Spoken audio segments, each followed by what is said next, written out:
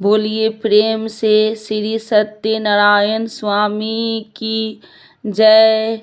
आइए आज पूर्णिमा तिथि के दिन सुनेंगे श्री सत्यनारायण व्रत की कथा। जो भक्त सच्ची श्रद्धा के साथ पूर्णिमा तिथि के दिन भगवान सत्यनारायण का पूजन करते हैं, कथा श्रवण करते हैं, तो भगवान सत्यनारायण उनके सभी प्रकार के दुख और कष्टों को दूर करते हैं। धन, सुख, समृद्धि, पुत्र पौत्र आदि का आशीर्वाद प्रदान करते हैं। तो आइए सुनते हैं पूर्णिमा तिथि के दिन श्री सत्यनारायण व्रत की कथा। तो बोलिए प्रेम से श्री सत्यनारायण भगवान की जय। श्री सत्यनारायण भगवान कथा का प्रथम अध्याय। सत्यनारायण व्रत कथा का पूरा संदर्भ यह है कि पुराण कालों में शौनकादि ऋषि नैमिषारण्य सूत के आश्रम पर पहुँचे। ऋषिगण महर्षि सूत से प्रश्न करते हैं कि लौकिक कष्ट मुनि सांसारिक मुख समृद्धि एवं परलौकिक लक्ष्य की सिद्धि के लिए सरल उपाय क्या है। महर्षि सूत शौनकादि ऋषियों को बताते हैं कि ऐसा ही प्रश्न नारद जी ने भगवान विष्णु से किया था। भगवान विष्णु ने नारद जी को बताया कि लौकिक कलेश मुक्ति, सांसारिक सुख समृद्धि एवं परलौकिक लक्ष्य सिद्धि के लिए एक ही राजमार्ग है, वह है सत्यनारायण व्रत। सत्यनारायण का अर्थ है सत्याचरण, सत्याग्रह, सत्यनिष्ठा। संसार में सुख समृद्धि की प्राप्ति सत्याचरण द्वारा ही संभव है। सत्य ही ईश्वर है। सत्याचरण का अर्थ है ईश्वर आराधना, भगवान पूजा। कथा का प्रारंभ सूत जी द्वारा कथा सुनाने से होता है। नारद जी भगवान श्री विष्णु के पास जाकर उनकी स्तुति करते हैं। स्तुति सुनने से अनंतर भगवान श्री विष्णु जी ने नारद जी से कहा, महाभाग, आप किस प्रयोजन से यहाँ आए हैं? आपके मन में क्या है, कहिए, वह सब कुछ मैं आपको बताऊंगा। नारद जी बोले, भगवान, मृत्यु लोक में आपने पाप कर्मों के द्वारा विभिन्न योनियों में उत्पन्न सभी लोगों बहुत प्रकार के कलेशों से दुखी हो रहे हैं। हे नाथ, किस लघु उपाय से इनके कष्टों का निवारण हो सकेगा?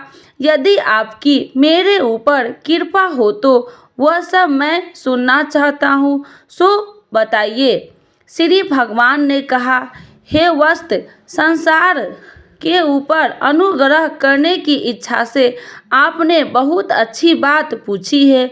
जिस व्रत करने से प्राणी मोह से मुक्त हो जाता है, उसे आपको बताता हूँ, सुने। हे वत्स, स्वर्ग के मृत्यु लोक में दुर्लभ भगवान सत्यनारायण का एक महान पुण्य पद व्रत है। आपके स्नेह के कारण इस समय मैं उसे कर रहा हूँ। अच्छी प्रकार विधि विधान से भगवान सत्यनारायण व्रत मनुष्य शीघ्र ही सुख प्राप्त कर परलोक में मोक्ष प्राप्त कर सकता है। भगवान की ऐसी वाणी सुनकर नारद मुनि ने कहा, प्रभु, इस व्रत को करने का क्या फल है? इसका विधान क्या है? इस व्रत को किसने किया और इसे कब करना चाहिए? यह सब विस्तार पूर्वक बतलाइए।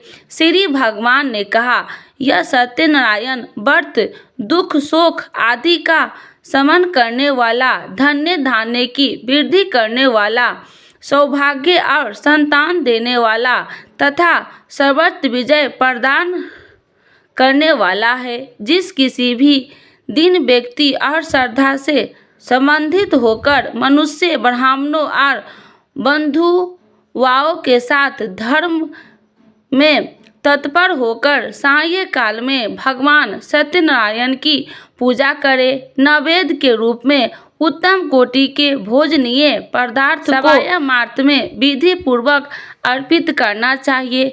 केले के फल, घी, दूध, गेहूं का चूर्ण अथवा गेहूं के चूर्ण के अभाव में साढ़ी चावल का चूर्ण, शक्कर या गुड़, यह सब भक्षय सामग्री सवाया मार्त में एकत्र कर निवेदित करनी चाहिए। बंधु बांधवों के साथ ही सत्यनारायण भगवान की कथा सुनकर दक्षिणा देनी चाहिए। तदंतर बंधु बांधवों के साथ भोजन कराना चाहिए। विधि पूर्वक प्रसाद ग्रहण करके गीत आदि का आयोजन करना चाहिए। तदंतर भगवान सत्यनारायण का स्मरण करते हुए अपने घर जाना चाहिए। ऐसा करने से मनुष्य की अभिलाषा अवश्य पूर्ण होती है। विशेष रूप से कलयुग में पृथ्वी लोक में यह सबसे छोटा उपाय है। प्रथम अध्याय पूर्ण। दूसरा अध्याय। श्री सूत जी बोले, हे द्विजो, अब मैं पुनः पूर्व काल में जिसने इस सत्यनारायण व्रत को किया था उसे भली भांति विस्तार पूर्वक कहूँगा। रमणीय काशी राम नामक नगर में कोई अत्यंत निर्धन ब्राह्मण रहता था। भूख और प्यास से व्याकुल होकर वह प्रतिदिन पृथ्वी पर भटकता रहता था। भगवान ने उस दुखी को देखकर वृद्ध का रूप धारण करने उस द्विज के आदर पूर्वक पूछा, हे द्विज, प्रतिदिन अत्यंत दुखी होकर तुम किस लिए पृथ्वी पर करते हो? हे द्विज श्रेष्ठ, यह सब बतलाओ, मैं सुनना चाहता हूँ। बोला, प्रभु, मैं अत्यंत दरिद्र हूँ और भिक्षा के लिए ही पृथ्वी पर घूमा करता हूँ। यदि मेरी इस दरिद्रता को दूर करने का आप कोई उपाय जानते हैं तो कृपया पूर्वक बतलाइए। वृद्ध बोला, हे देव सत्यनारायण, भगवान विष्णु अवशिष्ट फल को देने वाले हैं। हे विप्र, तुम उनका उत्तम व्रत करो, जिसे करने से मनुष्य सभी दुखों से मुक्त हो जाता है। व्रत के विधान को भी यत्न पूर्वक कहकर वृद्ध रूपधारी भगवान विष्णु वहीं पर अंतर ध्यान हो गए।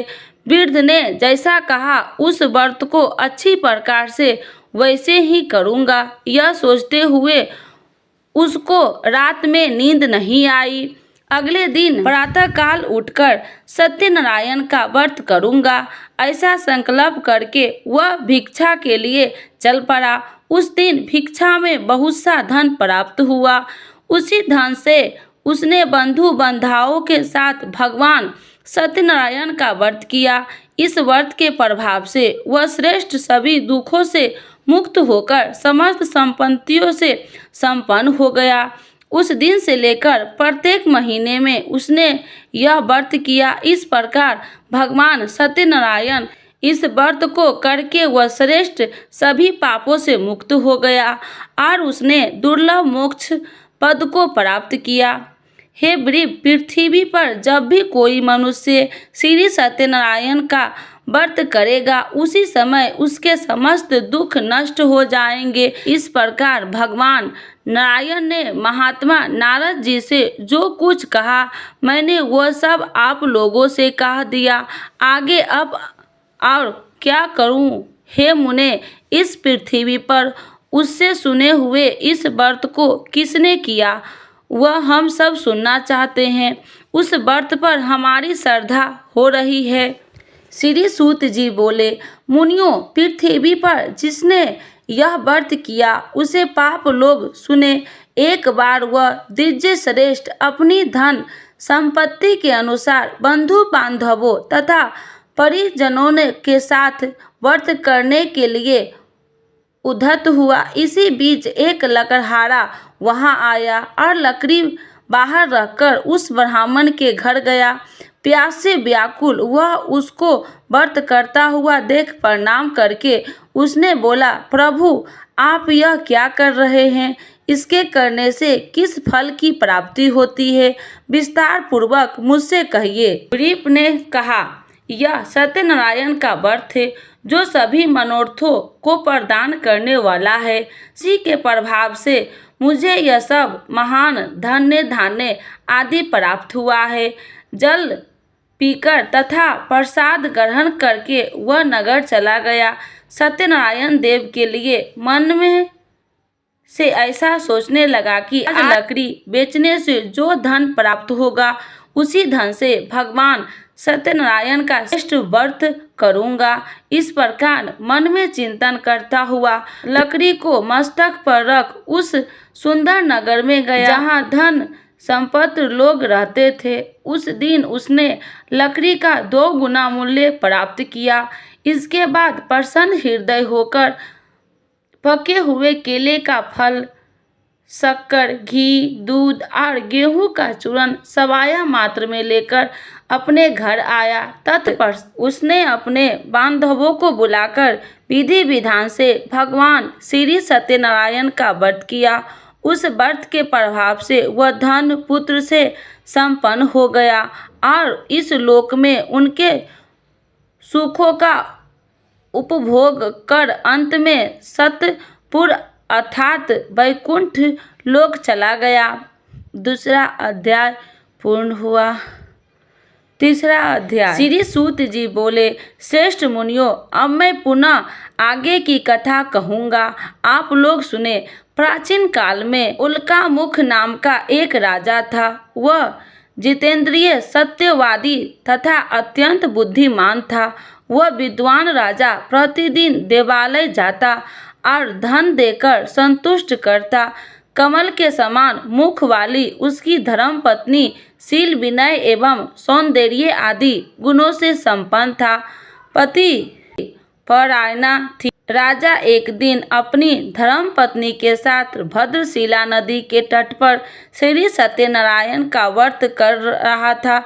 उसी समय व्यापार के उनके प्रकार की पुष्पकल धनराशि के समय एक साधु नाम का बनिया वहां आया। भद्रशिला नदी के तट पर नाव को स्थापित कर वह राजा के समीप गया और राजा को उस व्रत में दक्षिणा देकर विनय पूर्वक पूछने लगा। साधु ने कहा, राजन, आप भय मुक्त चित्त से यह क्या कर रहे हैं? कृपया आप सब बतलाइए, इस समय मैं सुनना चाहता हूँ। राजा बोले, हे साधु, पुत्र आदि की प्राप्ति की कामना से अपने बंधु बांधवों के साथ मैं तेज संपन्न भगवान विष्णु का व्रत एवं पूजन कर रहा हूँ। राजा की बात सुनकर साधु ने आदर पूर्वक कहा, राजन, इस विषय में आप मुझे सब कुछ विस्तार से बतलाइए। आपके कथा अनुसार मैं व्रत एवं पूजन करूँगा। मुझे भी संतान नहीं है, इससे अवश्य ही संतान प्राप्त होगी। ऐसा विचार कर वह व्यापार से निवृत्त होकर आनंद पूर्वक अपने घर आया। उसने अपनी भाया के संतान प्रदान करने वाला इस सत्य व्रत को विस्तार पूर्वक बतलाया तथा जब मुझे संतान प्राप्त होगी तब मैं इस व्रत को करूँगा। इस प्रकार उस साधु ने अपनी भाई लीलावती से कहा। एक दिन उसकी लीलावती नाम की सती साध्वी भाया पति के साथ आनंद चित्त से ऋतुकालीन धर्मचारण में प्रवृत्त हुई और भगवान श्री सत्यनारायण की कृपा से उसकी वह भाया गर्भवती हुई। 10वें महीने में उसने कन्या रतन की उत्पत्ति हुई। वह और शुक्ल पक्ष के चंद्रमा की भांति दिन प्रतिदिन बढ़ने लगी। उस कन्या का कलावती यह नाम रखा गया। इसके बाद वह एक दिन लीलावती ने अपनी स्वामी से मधुर वाणी में कहा, आप पूर्व में संकल्प श्री सत्यनारायण के व्रत को क्यों नहीं कर रहे हैं? साधु बोले, प्रिय, इसके विवाह के समय व्रत करूँगा। इस प्रकार अपनी पत्नी को भली भांति आश्वस्त कर वह व्यापार करने के लिए नगर की ओर चला गया। उधर कन्या कलावती पिता के घर में बढ़ने लगी। तदंतर धर्मज्ञ साधु ने नगर में सखियों के साथ क्रीड़ा करती हुई अपनी कन्या को विवाह योग्य देखकर वापस में मंत्रण करके कन्या की विवाह के लिए श्रेष्ठ वर का अन्वेषण करो, ऐसा दूत से कहकर शीघ्र ही उसे भेज दिया। उसकी आज्ञा प्राप्त करके दूत कंचन नामक नगर में गया। वहाँ से एक वणिक का पुत्र लेकर आया। उस साधु ने उस वणिक के पुत्र को सुंदर और गुणों से संपन्न देखकर अपनी जाति के लोगों तथा बंधु बांधवों के साथ संतुष्ट चित्त हो विधि विधान से वणिक पुत्र से हाथ में कन्या का दान कर दिया। उस समय वह साधु बनिया दुर्भाग्यवश भगवान का वह उत्तम व्रत भूल गया। पूर्व संकल्प के अनुसार विवाह के समय में व्रत न करने के कारण भगवान उस पर रुष्ट हो गए। कुछ समय के पश्चात अपने व्यापार कर्मों में कुशल व साधु बनिया काल की प्रेरणा से अपने दामाद के साथ व्यापार करने के लिए समुद्र के समीप स्थित रतनसरपुर नामक सुंदर नगर में गया और अपने श्री संपन्न दामाद के साथ वहां व्यापार करने लगा। उसके बाद वे दोनों राजा चंद्रकेतु के रमणीय उस नगर में गए। उसी समय भगवान श्री सत्यनारायण ने उसे भ्रष्ट प्रतिज्ञ देखकर उसे दारुण कठिन और महान दुख प्राप्त होगा यह श्राप दे दिया। एक दिन एक चोर राजा चंद्रकेतु के धन को चुराकर वहीं आया। वहां दोनों वणिक स्थित थे। वह अपने पीछे दौड़ते हुए दूतों को देखकर भय भीचित से धन वहीं छोड़कर शीघ्र ही छिप गया। इसके बाद राजा के दूत वहां गए जहां पर साधु वणिक था। वहां राजा के धन को देखकर वे दूत उन दोनों वणिक पुत्रों को बांधकर ले आए और हर्षपूर्वक दौड़ते हुए राजा से बोले, प्रभु, हम 2-4 पकड़ लाए हैं, इन्हें देखकर आप आज्ञा दे। राजा की आज्ञा से दोनों शीघ्र ही दृढ़तापूर्वक बांध कर बिना विचार किए महान कारागार में डाल दिए गए। भगवान सत्यदेव की माया से किसी ने उन दोनों की बात नहीं सुनी और राजा चंद्रकेतु के उन दोनों का धन भी ले लिया। भगवान के श्राप से वणिक के घर उसकी भाया भी अत्यंत दुखी हो गई और उनके घर में सारा का सारा जो धन था वह चोर ने चुरा लिया। लीलावती शारीरिक तथा मानसिक पीड़ाओं से युक्त भूख और प्यास से दुखी हो अत्र की चिंता से दर दर भटकने लगी। कलावती कन्या भी भोजन के लिए इधर उधर प्रतिदिन घूमने लगी। एक दिन भूख से पीड़ित कलावती एक के घर गई। वहां जाकर उसने श्री सत्यनारायण के व्रत पूजन को देखा। वहां बैठकर उसने कथा सुनी और वरदान मांगा। उसके बाद प्रसाद ग्रहण करके वह कुछ रात होने पर घर गई। माता ने कलावती कन्या से प्रेम पूर्वक पूछा, पुत्री, रात में तू कहाँ रुकी थी? तुम्हारे मन में क्या है? कलावती कन्या ने तुरंत माता से कहा, माँ, मैंने एक घर में मनोरथ प्रदान करने वाली व्रत देखा। कन्या की उस बात को सुनकर वह वणिक भी भाया व्रत करने को उधर हुई और प्रसन्न मन में से उस साध्वी ने बंधु बांधवों के साथ भगवान श्री सत्यनारायण का व्रत किया तथा इस प्रकार प्रार्थना की, भगवान, आप हमारे पति एवं जामाता के अपराध को क्षमा करें, वे दोनों अपने घर शीघ्र आ जावे। इस व्रत से भगवान सत्यनारायण पुनः संतुष्ट हो गए तथा उन्होंने ऋषश्रेष्ठ चंद्रकेतु और स्वप्न दिखाया और स्वप्न में कहा, नृपश्रेष्ठ, प्रातः काल दोनों वणिक को छोड़ दो और वह सारा धन भी दे दो जो तुमने उनसे इस समय लिया है, अन्यथा राज्य, धन एवं पुत्र सहित तुम्हारा सर्वनाश कर दूंगा। राजा ने स्वप्न में ऐसा कहकर भगवान सत्यनारायण अंतर्ध्यान हो गए। इसके बाद प्रातः काल राजा ने अपने सभासदों के साथ सभा में बैठकर अपना स्वप्न लोगों को बतलाया और कहा, दोनों बंदी वणिक पुत्रों की शीघ्र ही मुक्ति कर दो। राजा की ऐसी बात सुनकर राजपुरुष दोनों महाजनों को बंध मुक्त करके राजा के सामने लाकर विनय पूर्वक बोले, महाराज, बड़ी बंधन से मुक्त करके दोनों वणिक पुत्रों लाए गए हैं। इसके बाद दोनों महाराज नृपश्रेष्ठ चंद्रकेतु को प्रणाम करके अपने पूर्व वृत्तांत के स्मरण करते हुए भय विहीन हो गए और कुछ बोल न सके। राजा ने वणिक पुत्रों को देखकर आदर पूर्वक कहा, आप लोग को पारधवश यह महान दुख प्राप्त हुआ है।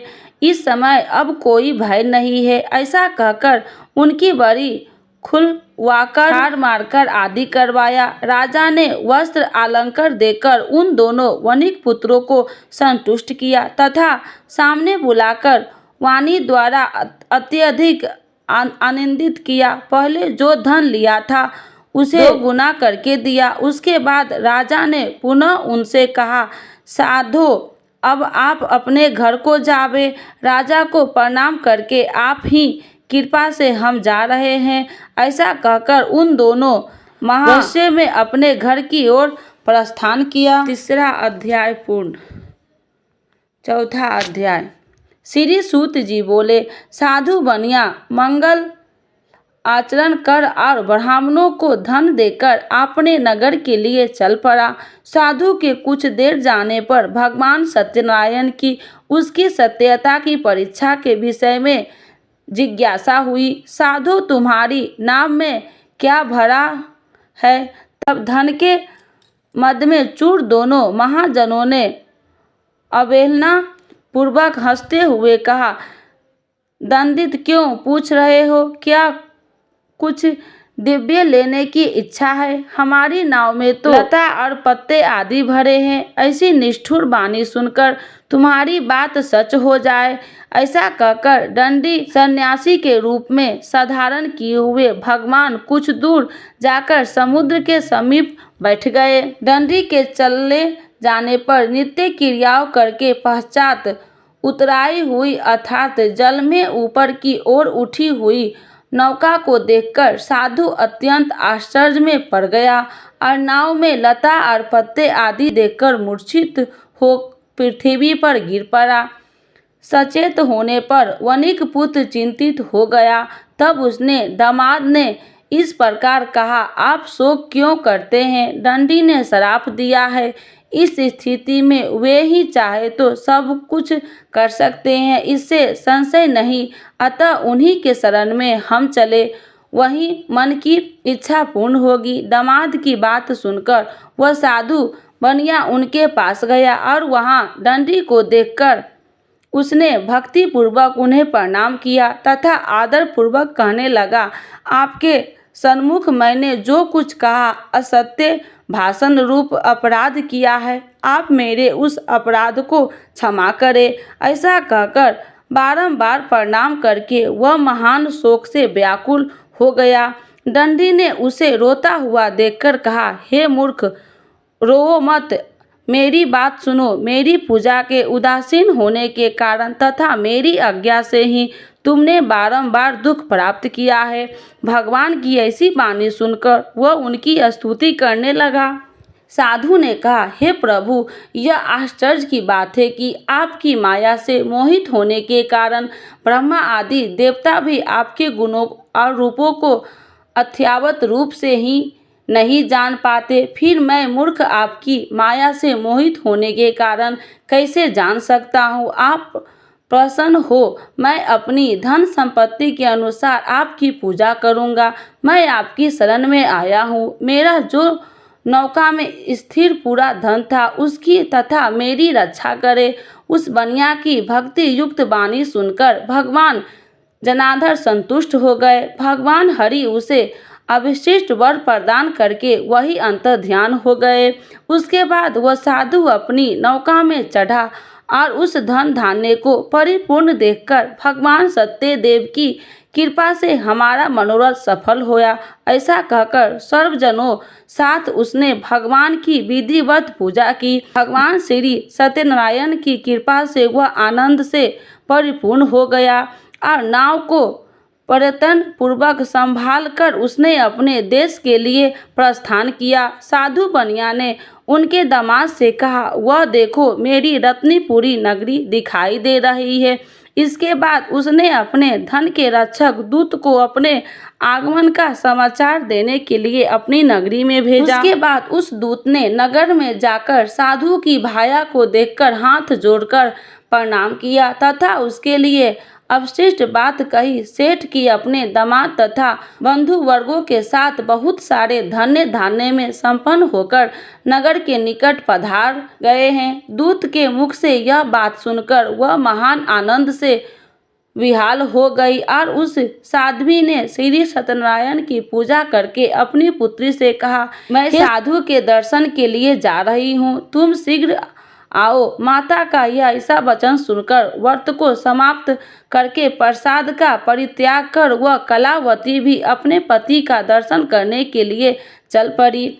इससे भगवान सत्यनारायण रुष्ट हो गए और उन्होंने उसके पति को तथा नौका को धन के साथ ही हरण करके जल में डुबो दिया। इसके बाद कलावती कन्या अपने पति को न देख महान शोक के रुदन करती हुई पृथ्वी पर गिर पड़ी। नाव को अदर्शन तथा कन्या को अत्यंत दुखी देखकर भयभीत मन से साधु बनिया ने सोचा, यह क्या आश्चर्य हो गया है। नाव का संचालन करने वाले भी सभी चिंतित हो गए। तदंतर वह लीलावती की कन्या को देखकर विहाल हो गई और अत्यंत दुख से विलाप करती हुई अपने पति से इस प्रकार बोली, अभी अभी नौका के साथ वह कैसे लंचित हो गए थे, न जाने किस देवता की उपेक्षा से यह नौका हरण कर ली गई है, अथवा श्री सत्यनारायण का महात्म्य कौन जान सकता है। ऐसा कहकर वह सर्वजनों के साथ विलाप करने लगी और कलावती कन्या को गोद में लेकर रोने लगी। कलावती कन्या भी अपनी पति के नष्ट हो जाने पर दुखी हो गई और पति की पादुका लेकर उनका अनुगमन करने के लिए उसने मन में निश्चय किया कि कन्या के इस प्रकार के आचरण को देखकर भाया सहित वह धर्मज्ञ साधु बनिया अत्यंत शोक संपन्न हो गया और सोचने लगा, यह तो भगवान श्री सत्यनारायण ने कहा अपहरण किया है, अथवा हम सभी भगवान सत्यदेव की माया से मोहित हो गए हैं। अपनी धन शक्ति के अनुसार मैं भगवान श्री सत्यनारायण की पूजा करूंगा। सभी को भुलाकर इस प्रकार कहकर उसने अपने मन में की इच्छा प्रकट की और बारंबार भगवान सत्यदेव को दंडवत प्रणाम किया। इससे दिनों में परिवालक भगवान सत्यदेव प्रसन्न हो गए। भक्त वत्सल भगवान ने कृपा पूर्वक कहा, तुम्हारी कन्या प्रसाद छोड़कर अपने पति को देखने चली आई। निश्चय ही इसी कारण इसका पति अत्यश्री हो गया है। यदि घर जाकर प्रसाद ग्रहण करके वह पुनः आए तो वे हे साधु बनिया तुम्हारी पुत्री पति को प्राप्त करेगी, इससे संशय नहीं है। कन्या कलावती भी आकाश मंडल से ऐसी वाणी सुनकर शीघ्र ही घर गई और उसने प्रसाद ग्रहण किया। पुनः आकर सर्वजनों तथा अपने पति को देखा। तब कलावती कन्या ने अपने पिता से कहा, अब तो घर चले, विलम्ब क्यों कर रहे हैं। कन्या की यह बात सुनकर वनिक पुत्र संतुष्ट हो गया और विधि विधान से भगवान सत्यनारायण की पूजा करके धन तथा बंधु बांधवों के साथ अपने घर गया। तदंतर पूर्णिमा तथा संक्रांति पर्वों पर भगवान सत्यनारायण का पूजन करते हुए इस लोक में सुख भोग कर अंत में वह सत्यपुर वैकुंठ लोक में चला गया। चौथा अध्याय पूर्ण। पांचवा अध्याय। श्री सूत जी बोले, श्रेष्ठ मुनियों, अब इसके बाद मैं दूसरी कथा कहूँगी, आप लोग सुने। अपनी प्रजा के पालन करने वाला तत्पर तुंगध्वज नामक एक राजा था। उसके सत्यदेव के प्रसाद का परित्याग करके दुख प्राप्त किया। एक बार वह वन में जाकर और वहां बहुत से पशुओं को मारकर वट वृक्ष के नीचे आया। वहां उसने देखा कि गोपगण बंधु बांधवों के साथ संतुष्ट पूर्वक भगवान सत्यदेव की पूजा कर रहे हैं। राजा यह देखकर भी अहंकारवश न तो वहां गया और न ही उसने भगवान सत्यनारायण की प्रणाम किया। पूजन के बाद सभी गोपगण भगवान को प्रसाद राजा के समीप देखकर वहां से लौट आए और इच्छा अनुसार उन सभी ने भगवान का प्रसाद ग्रहण किया। इधर राजा को प्रसाद का परित्याग करने से बहुत दुख हुआ। उसका संपूर्ण धन्य धान्य एवं सभी 100 पुत्र नष्ट हो गए। राजा ने मन में यह निश्चय किया कि अवश्य ही भगवान सत्यनारायण ने हमारा नाश कर दिया है, इसीलिए मुझे वहां जाना चाहिए जहां श्री सत्यनारायण का पूजन हो रहा है। ऐसा मन में निश्चय करके वह राजा गोपगणों के समीप गया और उसने गोपगणों के साथ भक्ति श्रद्धा से युक्त होकर विधि पूर्वक भगवान सत्यदेव की पूजा की। भगवान सत्यदेव की कृपा से पुनः धन और पुत्रों से संपन्न हो गया तथा इस लोक में सभी सुखों को उपभोग कर अंत में सतयुग वैकुंठ लोक को प्राप्त हुआ। श्री सूत जी कहते हैं, जो व्यक्ति इस परम दुर्लभ श्री सत्यनारायण के व्रत को करता है और पुण्यमति तथा फल प्रदायिनी भगवान की कथा को भक्ति युक्त होकर सुनता है, उसे भगवान सत्यनारायण की कृपा से धन्य धान्य आदि प्राप्त होती है। दरिद्र धनवान हो जाता है, बंधव के पड़ा हुआ बंधन से मुक्त हो जाता है, डरा हुआ व्यक्ति भय मुक्त हो जाता है। यह सत्य बात है, इसमें संशय नहीं है। इस लोक में वह सभी विशिष्ट फलों को भोग प्राप्त करके अंत में सत्यपुर वैकुंठ लोक को जाता है। इस प्रकार मैंने आप लोगों से भगवान सत्यनारायण के व्रत को कहा, जिसे करने मनुष्य सभी दुखों से मुक्त हो जाता है। कलयुग में तो भगवान सत्यदेव की पूजा विशेष फल प्रदान करने वाली है।